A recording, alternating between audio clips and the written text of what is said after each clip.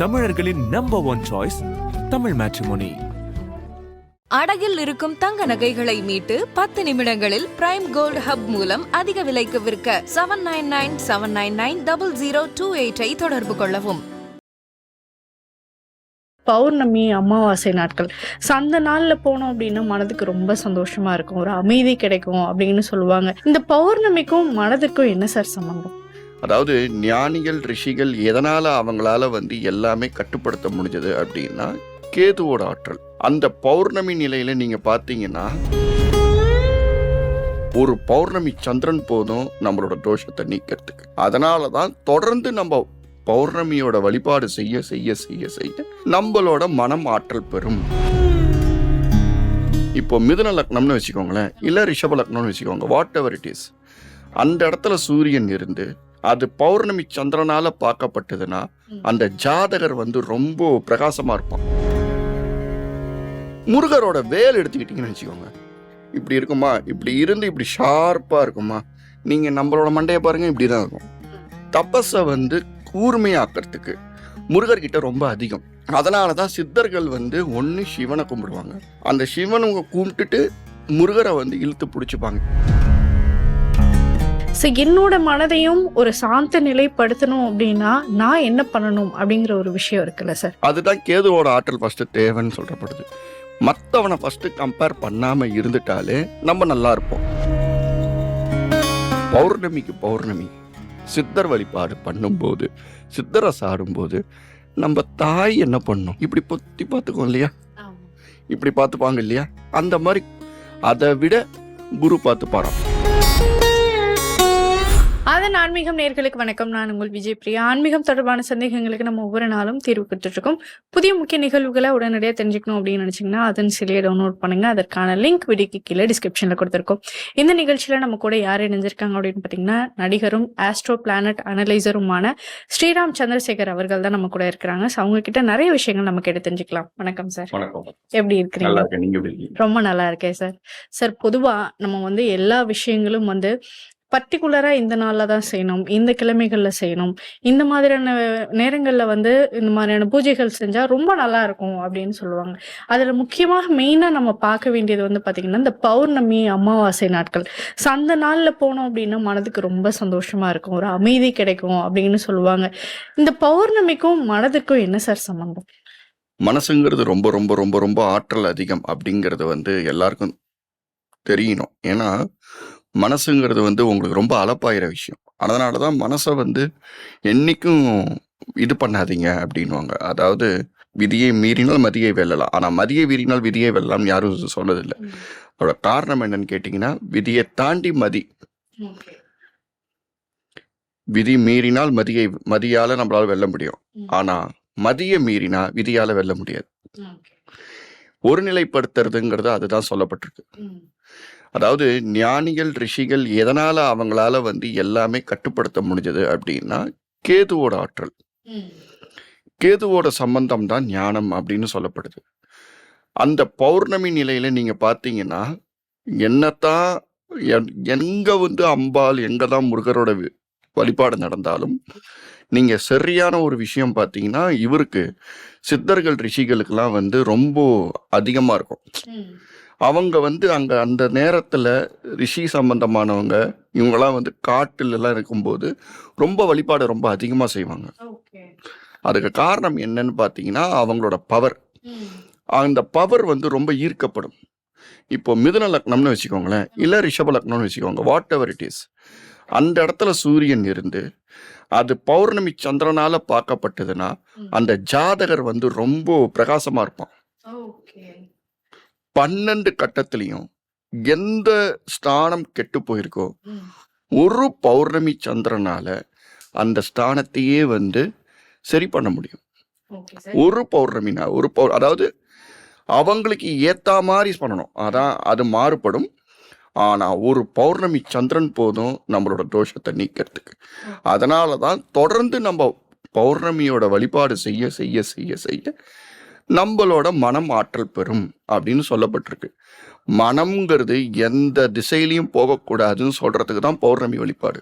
Okay sir. பொதுவா அந்த மனம் அப்படிங்கிறது ஒரு அலைப்பாயிர ஒரு விஷயம் தான். நம்ம அதை ஒருநிலைப்படுத்தி கட்டுக்குள்ள கொண்டு வர்றது அப்படிங்கிறது ஒரு அசாத்தியமான ஒரு விஷயம்.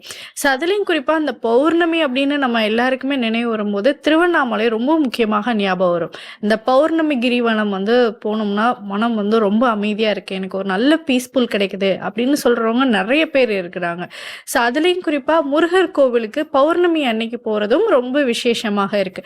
இந்த பர்டிகுலரா இந்த மாதிரியான முக்கியமான கோவில்கள், முக்கியமான ஸ்தலங்களை வந்து பௌர்ணமி அன்னைக்கு சந்திக்கும் போது இதற்கான ஆற்றல் அப்படிங்கிறது பிரபஞ்சம் எப்படி சார் கொடுக்குது? அதாவது திருவண்ணாமலை அப்படின்னு சொல்லும்போது மேஷம் வரும், நெருப்பு ராசி. நெருப்பு ராசியா இருந்தா கூட அது கால புருஷத்துல ஃபர்ஸ்ட் ராசி. நீங்க ராசி சொல்லும் போதே ஃபர்ஸ்ட் மேஷ ராசின்னு சொல்லுங்கிறீங்க, தலை. ஸோ தலை தான் அங்க வந்து உங்களுக்கு சம்பந்தப்படுது. நம்மளை வந்து ஒருநிலைப்படுத்துறதுக்கு ஃபர்ஸ்ட் மனசுன்னு சொன்னாலும் மூளை இடம் கொடுத்தாதான் மனசு வந்து இது பண்ண முடியும். அந்த பிரெயின் மூலியமா தானே நம்ம பிண்டு மண்டல வாசினின்ட்டு சொல்லக்கூடிய இந்த இடம் மூலியமா தானே நம்ம வந்து ஏத்துறோம்.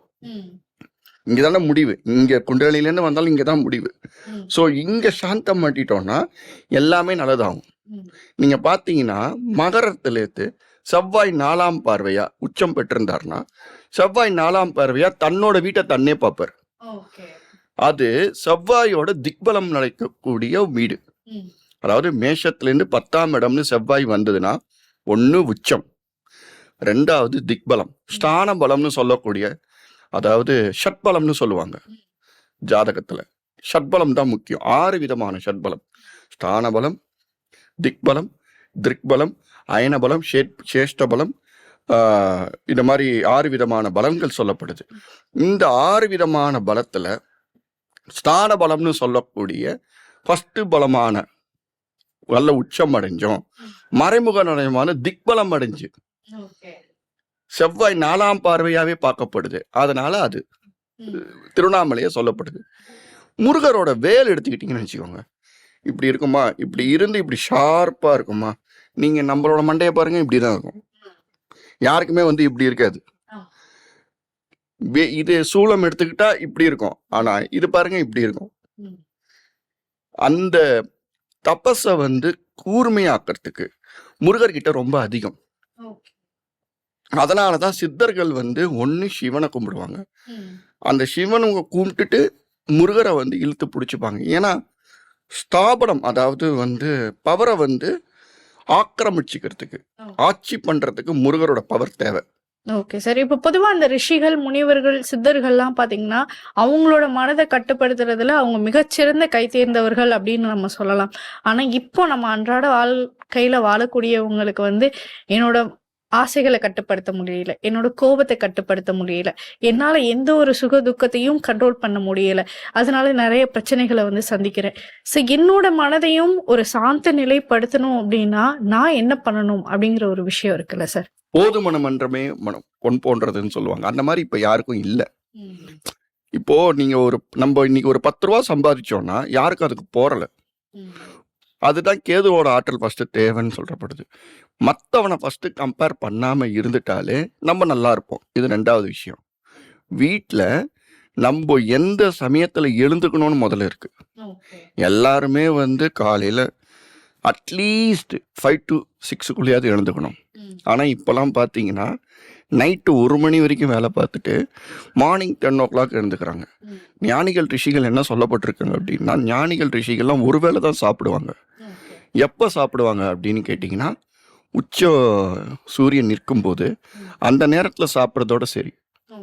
காலையிலையும் சாப்பிட மாட்டாங்க, இதுவும் சாப்பிட மாட்டாங்க. ஏன் அப்படி சொல்லப்பட்டிருக்கு அப்படின்னு கேட்டோம்னா, நம்ம இந்த இடம் வந்து ஜீரண சம்பந்தமான இடம். நம்ம சாப்பிடும்போது அந்த இடம் வந்து ஜீரணமாகி வெளியில வந்து நம்மளை வந்து தள்ளிடும். அதுக்கு தான் ஜீரணத்துக்காக சூரியனோட பவர், நெருப்பு வேணும். அதாவது நம்மளுக்கு அந்த மூணுல சந்திரன் இருக்கிற சமயத்துல வந்து குளுமையா இருக்கும். இந்த இடத்துல போது ஜீரணம் வந்து அதிகமாகும். அதனால அந்த சமயத்துல சாப்பிட்டுருவாங்க. காலையில இப்ப மத்தியானம் சாப்பிட்டுட்டாங்கன்னா வெடிகாத்தால எழுந்துக்கும் போது அவங்களால தபஸ் பண்ணும்போது மேலே ஏற்ற முடியும். அப்போ அந்த மனநிலை வரும். இவங்க என்ன பண்றாங்க, காலையில 10 மணிக்கு எழுந்துக்கிறாங்க, 10 மணிக்கு எழுந்து 11 மணி 1:30 மணிக்கு டிஃபன் சாப்பிட்றாங்க, சாப்பிடாட்டி கிளம்பிடுறாங்க. அப்போ அவங்களோட மனநிலை என்ன ஆகுது? சாப்பிட்லையேங்கிற ஒரு மனநிலை, வீட்டில் சண்டை சச்சரவு வந்துருச்சுன்னு ஒரு மனநிலை, அவங்க வேலை என்ன ஆக போகிறதுன்னு மனநிலை. பிளான் கிடையாது. இன்னைக்கு பிளானுங்கிறது ரொம்ப கம்மியாக இருக்குது. என்னைக்கு கம்ப்யூட்டரைஸ் ரொம்ப அதிகமாச்சோ அப்போ பிளான் கம்மியாச்சு. ராகுவோட ஆட்டம் அதிகம், கேதுவோட ஆற்றல் கிடையாது. அந்த காலத்தில் பார்த்தீங்கன்னா நீங்கள் பேங்க்கில் போனீங்கன்னா கையில் பணம் எண்ணுவாங்க.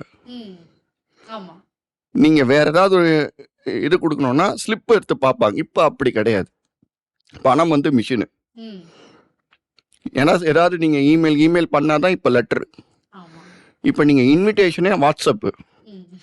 இந்த மாதிரி ஒவ்வொரு நாளும் ஒவ்வொரு நிலையும் நம்மளுக்கு மாறுபட்டுக்கிட்டே ராகுவுக்கும் புதனுக்கும் சம்மந்தப்பட்டு அப்படியே இதுவாகிட்டே போயிட்டுருக்கு. அட்லீஸ்ட் அவர்கள் வீட்லேயாவது கேதுவோட ஆற்றலும் ரிஷியோட சம்பந்தப்பட்ட விஷயத்தை பண்ணும்போது மனநிலை சரியாகும். சார், பொதுவா நம்ம அந்த கடவுளுடைய வழிபாடை விட சித்தர்களுடைய வழிபாடு இன்னும் சிறந்ததாக இருக்கும் அப்படின்னு சொல்றாங்க. ஸோ அது நிறைய பேர் சித்தர்களை தேடி போய் சித்தர்களுடைய வழிகளை பின்பற்றவங்க, ஜீவ சமாதிகளுக்கு போய் வழிபாடு செய்யறவங்க, ஸோ இந்த மாதிரியான விஷயங்கள் பண்றாங்கல்ல. ஸோ அது உண்மையாவே ஒரு மிகப்பெரிய பலன் கொடுக்குமா? கண்டிப்பா கொடுக்கும். என்ன காரணம்னு கேட்டீங்கன்னா, நீங்க சிஎம் பார்க்க போறீங்க. சிஎம் பார்க்க போறதுங்கிறது உங்க நண்பர்னே வச்சுக்கோங்களேன். ஒரு நாட்டுக்குள்ள சிஎம் உங்க நண்பர்னு வச்சுக்கோங்க. அந்த சிஎம்மோட பிஏ இருக்காங்க. அவர்கள் உங்களுக்கு ரொம்ப ஃப்ரெண்டா இருக்காங்கன்னு வச்சுக்கோங்க. ஈஸியா ரீச் பண்ணலாம்ல. சிஎம்முக்கு 1000 வேலைகள் இருக்கும்.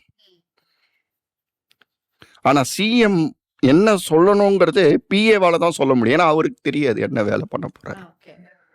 ஸோ அந்த மாதிரி இருக்கும்போது ரிஷியும் ஞானிகளும் ரொம்ப க்ளோஸ் டு ஆர்ட். அதாவது is close to my art, she is close to my art அப்படின்னு நம்ம ஒரு பொண்ணையும் பையனையும் சொல்றோம்ல. பிரபஞ்சத்துக்கு க்ளோஸ் டு ஆர்ட் சித்தர்கள், பிரபஞ்சத்துக்கு க்ளோஸ் டு ஆர்ட் ரிஷிகள். அவங்க நினைச்சாங்கன்னா என் நிலையும் மாற்ற முடியும். நீங்க அபிராமி பட்டரை எடுத்துக்கிட்டீங்கன்னா அமாவாசையை பௌர்ணமியா மாத்தினவர். எப்படி மாற்ற முடிஞ்சது? யாராலையாவது மாற்ற முடியுமா? அந்த அமாவாசையை பௌர்ணமியா மாத்திருக்காங்க. அப்போ ஒரு மந்திர தந்திர யந்திர யோக யாகத்தால இல்லாத ஒரு விஷயம் நம்ம ஒரு செயல்பாடுக்குள்ள செய்ய முடியும். இப்போ நான் பொறுமையா அம்மா அப்படிங்கிறதுக்கும் அந்த நாபிக்கமலிருந்து வரும்போது மந்திர தந்திரமே தேவையில்லைம்மா. மனசு நல்லா ஒருநிலைப்படுத்தி வயிற்றுலேருந்து ஆத்மார்த்தமா ஒரு வார்த்தையை சொல்லும்போது அந்த பிரபஞ்சம் நம்ம சொல்றத செய்யும். அந்த பிரபஞ்சம் செய்யறதுக்கு இந்த அம்மானு நம்ம சொல்லிடலாம். ஆனா அந்த விஷயத்த நம்மளால அந்த ஆத்ம பலத்தால சொல்ல முடியாது. ரிஷிகள் ஞானியும் எதுலையுமே வேண்டான்னு நினைக்கிறவங்க. இப்போ அவங்களால உங்க வீட்டுல என்ன நடக்குது, உங்ககிட்ட என்ன நடக்குது, உங்க குழந்தைங்களுக்கு என்ன நடக்குது, உங்க அம்மா அப்பாவுக்கு என்ன நடக்குது, இப்போ உங்க ஃப்ரெண்ட்ஸை போய் நீங்க பார்க்க போறீங்க, நீங்க அழுதீங்கன்னா என்ன பண்ணுவாங்க? அவங்களும் சேர்ந்து உங்களோட ஒரிப்படுவாங்க. ஆனா சித்தர்கள் ஞானிகள் ரிஷிகள் பார்க்கும்போது அவங்க என்ன பண்ணுவாங்க தெரியுமா? அப்படின்வாங்க. ஒரு மாதிரி ஸ்மைலே இது எதுக்கு நீ அழுதுகிட்டு இருக்கேன்னு ஒரு நக்கலான சிரிப்பா தான் இருக்கும். நக்கல் சிரிப்புங்கிறத விட அது ஒரு தெய்வீக சிரிப்பா தான் இருக்கும். எதுக்கு இவர் இப்படி சிரிக்கிறாருன்னு நம்மளுக்கு தோணும். ஏன்னா அவங்கள பொறுத்த வரைக்கும் இதெல்லாம் ஒண்ணுமே கிடையாது. இதையும் தாண்டி ஒருவன் தான் சொல்லுவாங்க, நீங்க என்ன பெரிய மகான் கிட்ட வேணா போங்க, இப்படி நடக்குது அப்படி நடக்குது இப்படி நடக்குது, நீங்க 1 மணி நேரம் பேசுவீங்க. அவங்க என்ன தெரியுமா பண்ணுவாங்க? ஒரு பழத்தை தூக்கி கையில கொடுத்துட்டு விபூதி குங்குமத்தை கொடுத்துட்டு போயிட்டு வாங்குவாங்க. என்னைக்காவது இப்படி பண்ணு அப்படி பண்ணுன்னு யாருமே பெருசா சொல்ல மாட்டாங்க. என்ன காரணம் அப்படின்னு கேட்டீங்கன்னா, அதெல்லாம் தாண்டி வரணும். அது ஒரு பெரிய விஷயமே இல்லை. நம்ம என்ன பண்றோம்னா மனசுக்குள்ள போட்டு பொத்திக்கிறோம், மனசுக்குள்ள போட்டு இது பண்ணிக்கிறோம். அது முதல்ல இருக்கவே கூடாது. அது இல்லாம இருந்துட்டாலே இது வந்துடும். ஸோ சித்தர்களோட வழிபாடு அவங்களுக்கு அந்த பவர் உண்டு. அந்த பவர் இருக்கிறதுனால தான் அவங்க காலில் போய் விழுகிறோம். அந்த காலில் விழும்போது நம்ம மனத்தை கண்ட்ரோல் பண்ண முடியல. நம்ம மனசை கட்டுப்பாட்டுக்குள்ள நம்மளால வச்சுக்க முடியல. அப்படியே அல்லோல கல்லோல பட்டுட்டு இருக்கு. அம்மா சொன்னாங்களா உடனே ஒரு கோவம், அப்பா சொன்னாரா உடனே ஒரு கோவம், புருஷன் சொன்னாரா உடனே ஒரு கோவம். இன்னைக்கு வீட்டில் வாசல்ல கோலம் போடுன்னு சொன்னாலே இன்னைக்கு டிவோர்ஸ் பண்ணிட்டு போயிடுறாங்க. அந்த மாதிரி ஒரு ஆற்றல் படைத்த ஒரு இடமா இருக்கு இப்போ. ஸோ அப்படிப்பட்ட இருக்கும்போது நம்ம இது நான் பெண்மை ஆண்மை இவங்களுக்கு கரெக்டு, அவங்களுக்கு இதெல்லாம் நான் பேச வரல. 2 பேர் மேலேயும் ஒருநிலைப்படுத்த முடியாத நிலைமை இப்போ இருக்கு. ஏன்னா நம்ம ராகுவை தாண்டி போயிட்டு இருக்கோம். எங்கேயாவது நீங்க அப்பெல்லாம் பார்த்தீங்கன்னா பூஜையா இருக்கட்டும், புரஸ்காரமா இருக்கட்டும், என்னதான் வீட்டில் பண்ணிட்டு தான் வெளியில போவாங்கம்மா. இப்போ அது கிடையாது. விளக்கு எரியறதே கிடையாது. சாயங்காலம் 6 மணிக்கு விளக்கு ஏத்துறோம்னு சொல்லப்பட்டிருக்கு. இவங்க வீட்டுக்கு போறதே 10 மணி. அப்புறம் எப்படி விளக்கு ஏத்துவாங்க? சந்திரன் வர நேரத்துல ஒளி வீட்டுல இருக்கணும்னு எதுக்கு சொல்லப்பட்டிருக்கு? அப்பதான் மனம் சரியாகும்னு சொல்லப்பட்டிருக்கு. அது பண்றல. அப்ப எப்படி மனம் ஒருநிலைப்படும்? அட்லீஸ்ட் பௌர்ணமிக்கு பௌர்ணமி சித்தர் வழிபாடு பண்ணும்போது, சித்தரை சாடும்போது நம்ம தாய் என்ன பண்ணும்? தாய் என்ன பண்ணும்? இப்படி பொத்தி பார்த்துக்கோ இல்லையா? இப்படி பார்த்துப்பாங்க இல்லையா? அந்த மாதிரி அதை விட குரு பார்த்துப்பாராம். அதனாலதான் கடகத்துல குரு உச்சம் பெறாரு. நீங்க எங்க வேணா பாருங்க, 12 கட்டத்துல குரு உச்சம் பெறல, கடகத்துலதான் உச்சம் பெறாரு. ஏன்? குரு தாயை போலவான். சார், இப்போ அப்படின்னாலும் இப்போ நான் கரெக்டா காலையிலயும் சரி மாலையிலயும் சரி கரெக்டா நான் விளக்கேத்துறேன், சாமி கும்பிடுறேன், எல்லா நாட்களும் முக்கியமான சிறப்பான நாட்களும் நான் பூஜை செய்யறேன். அப்படி இருந்தும் இந்த கடவுள் எனக்கு கஷ்டத்தை கொடுக்குறாரு. நான் என்னென்ன விஷயங்கள் நான் ஆசைப்படுறேனோ அது எதுவுமே எனக்கு கொடுக்க மாட்டாரு. நான் அவ்வளோ பூஜைகள் செஞ்சு அவ்வளோ மந்திரங்கள் சொல்லி நான் கேட்குற விஷயங்கள் எனக்கு கிடைக்க மாட்டேங்குது அப்படின்னு சொல்லக்கூடியவர்களும் இந்த பூமியில இருக்காங்கல்ல. அவங்களுக்கு ஏன் சார் இது கிடைக்க மாட்டேங்குது? அதாவதுமா, ஒரு லைப்ரரியில அவங்க என்ன பண்ணிடுறாங்க அப்படின்னா, ஒரு லைப்ரரி இருக்கு. லைப்ரரியில அவங்க ஒரு கண்டென்ட், இந்த கண்டென்ட் தான் எடுக்கணும்ட்டு போறாங்க. ஆனா அவங்களோட அமைப்பே வேற. அங்க அந்த கண்டென்ட்டுக்குள்ள போனாங்கன்னா அவங்க பெரிய ஆளா விடுவாங்க. அவங்க என்ன பண்ணிடுறாங்கன்னா, அவங்க ஒரு கட்டுக்கோப்புக்குள்ள போயிடுறாங்க. நான் இப்படித்தான், எனக்கு இதுதான் வேணும், எனக்கு இதுதான் வேணும், எனக்கு இதுதான் வேணும், இப்படிங்கிற கட்டுக்கோப்புக்குள்ளே போயிடுறாங்க. இப்போ நீங்களே ஹேங்கராக இருக்கீங்க, பேசிகிட்டு இருக்கீங்க, என்கிட்ட கேள்வி கேட்குறீங்கன்னு வச்சுக்கோங்களேன், தொகுப்பாளராக இருக்கிற நீங்கள் அடுத்தடுத்து இதுலேயே போகணுன்னு பண்ணிகிட்ருப்பீங்க. மேபி கடவுளோட அனுகிரகத்தில் நீங்கள் அடுத்தடுத்து போகலாம். ஆனால் சில பேரால் இன்னொரு கண்டென்ட்டுன்னு இருக்கும், இன்னொரு வழிபாடு, இன்னொரு விஷயங்கள் அவங்களுக்கு கதவை திறந்துருக்கும். சரியா? அதையும் நம்ம பார்க்கணும். இப்போது டிஆர் சார் எடுத்தீங்கன்னு வச்சிங்க, மியூசிக் பண்ணுவார், டைரக்ட் பண்ணுவார், கேமரா பண்ணுவார், எல்லாமே பண்ணுவார். பாலுமேந்திரா சார் எடிட்டிங் பண்ணுவார், கேமரா பண்ணுவார், டைரக்ஷன் பண்ணுவார், இது எல்லாமே பண்ணுவாங்க. எது அவங்களுக்கு வலிமையானது? மற்றவன் அதில் உயர்றானேடா, ஏன் நம்மளுக்கு வரல அப்படின்னு போய் முட்டிக்கிறது. அவன் ஐடியில் பெரிய ஆளுன்னா, நீ வேற ஃபீல்டில் மியூசிக்கில் பெரிய ஆளு. அவனால் மியூசிக்கில் வர முடியுமா? ஏமா, சச்சின் போயிட்டு ரஜினிகாந்த் சார் ஆகணும்னு நினைச்சாருன்னா இன்னைக்கு அவர் சூப்பர் ஸ்டார் சச்சின் ஆயிருக்க முடியுமா கிரிக்கெட்டில்? அதுதான் மனிதர்களுக்கு இல்லை. அந்த விஷயம் இருந்துருச்சுன்னா அவங்களால ஜெயிக்க முடியும். அவங்க என்ன பண்ணிடுறாங்க அப்படின்னா, கடவுள் கொடுக்கறதுக்கு தயாரா இருக்கான், அவன் இப்படிதான் வச்சிருக்கான், அபய கஷ்டம். நீங்க நான் வேண்ட என்னோட புவனேஸ்வரி அம்மாவை பார்த்தீங்கன்னா கையில் வெப்பன்ஸ் கிடையாது, இப்படி தான் இருக்கும். அபய கஷ்டம், அபய கஷ்டம் கையில் வச்சுக்கிட்டு வரங்கள் கொடுக்கறதுக்கு தான் தயாராக இருக்காங்க. ஏன் ரைட்டில் நீங்கள் எந்த கடவுளை வேணால் பாருங்கள், 99.9%, அதாவது சோட்டானிக்கரை பகவதி அம்மா மட்டும்தான் லெஃப்டில் அபயம் எடுத்திருப்பா. என்ன காரணம் அப்படின்னா நெகட்டிவ் அழிக்கிறதுக்கு. ஆனால் 99.9% எல்லா கடவுளும் ரைட்டை தான் இப்படி வச்சிருப்பாங்க. அதோட தாற்பயம் யாருக்காவது என்னன்னு தெரியுமா? ஆண் இப்படி நிமிர்ந்து நிற்கணும், பெண் இப்படி இருக்கணும்னு சொல்லக்கூடிய ஒரு விஷயம். நீங்க அந்த காலத்துல அப்படிதான் இருந்தாங்க. அதுங்கிட்ட நான் இப்படிதான் இருக்கணும்னு சொல்ல வரல. ஆனா அதுக்கான ஒரு விஷயத்த கொடுத்துருக்காங்க. அட்லீஸ்ட் அவன் புருஷன் கிட்டையாது, அவங்க ஒய்ஃப் கிட்டையாது கொஞ்சம் அரவணைச்சு அவங்களோட விஷயத்துக்கு பண்ணாங்கன்னா இப்படி இருக்கிற அந்த இதயம் வந்து உங்களோட குடும்பத்தையும் ஏற்றி கொடுக்கும். நீங்கள் கேட்குற மாதிரி எல்லா விஷயத்தையும் கையில் கொடுக்கும். லிசனிங் கெப்பாசிட்டி ஃபஸ்ட்டு ஏற்றிக்கணும். லிசனிங்கே இல்லை, எங்கே போனாலும் அடுத்தடுத்துன்னு போகும்போது எப்படி ஒரு விஷயம் உட்காரும். அந்த ஒரு விஷயத்துக்கு ஏற்ற மாதிரி பண்ணாங்கன்னா கண்டிப்பாக நீங்கள் நினைக்கிற மாதிரி எல்லாமே ஆற்றல் நடந்து அவங்களுக்கு என்ன வருமோ அதில் சந்தோஷப்படணும். இப்போ குருக்கள் இருக்காரு, ஓம் ஸ்ரீமாதா ஆயுள் தேகி நான் தேகி வித்யான் தேகி மாகேஸ்வரி சமஸ்த அகிலம் தேகி தேகி மே புவனேஸ்வரின்னு ஒரு நடிகனால சொல்ல முடியுமா? டக்குன்னு சொல்ல முடியாது. பைகாட் பண்ணால் சொல்லலாம், அது வேற விஷயம். டக்குன்னு சொல்ல முடியாது.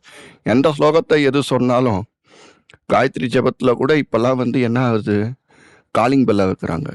ஓம் பூர் புவசுவக, அதுவே கிடையாது. வேத மந்திரத்தோட அமைப்பு கிராஃப் மாதிரி இப்படி வரும். அந்த மாதிரி யாரும் சொல்லக்கூடாது, நான் மைக்கில் இதில் வெளிப்படுத்தக்கூடாது. ஆனால் அந்த மந்திரமே வந்து யாருக்கும் தெரிய மாட்டேங்குது. ஸோ அப்படி இருக்கிற பட்சத்தில் இவங்க எதெல்லாம் செய்யணுமோ அதெல்லாம் விட்டுறாங்க, எங்கெங்கேயோ அலப்பாயிறாங்க. அப்போ என்ன நடக்கும், அவங்களோட ஃபோக்கஸ் தடுமாறுது. அவங்களுக்கு என்ன வருமோ அதை பண்ண சொல்லலாம், கண்டிப்பாக ஜெயிப்பாங்க. கடவுள் கொடுக்கறதுக்கு தயாராக இருக்கான் அபயமாக.